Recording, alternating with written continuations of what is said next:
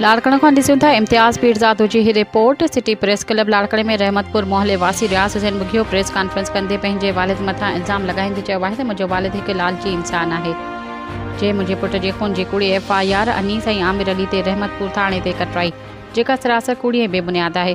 मुंहिंजो पुटु नशे जो आदी हो जेको पंहिंजी मौत पाण मरियो आहे ऐं नशे जी हालत में वफ़ात करे वियो आहे। हुन वधीक मीडिया सां ॻाल्हाईंदे चयो त मुंहिंजो लालची वालिद मुंहिंजे मथां ज़ोर भरियो त तूं पंहिंजे पुट जी फ़रियाद ते FIR कटरा। अॼु मूं इनकार कयो त मूंखे तशदुद जो निशान बणाए 4 खपनि जॾहिं मूंखे ॿधी छॾियो, जिते बुख ऐं उञ ते मुंहिंजो बुरो हाल थी वियो।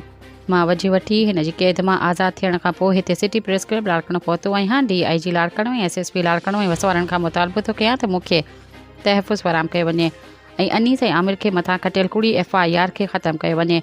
मामले जी शफ़ाफ़ जांच कराई वञे। कूड़ी FIR कराईंदड़ ख़िलाफ़ कानूनी कार्रवाई कई वञे।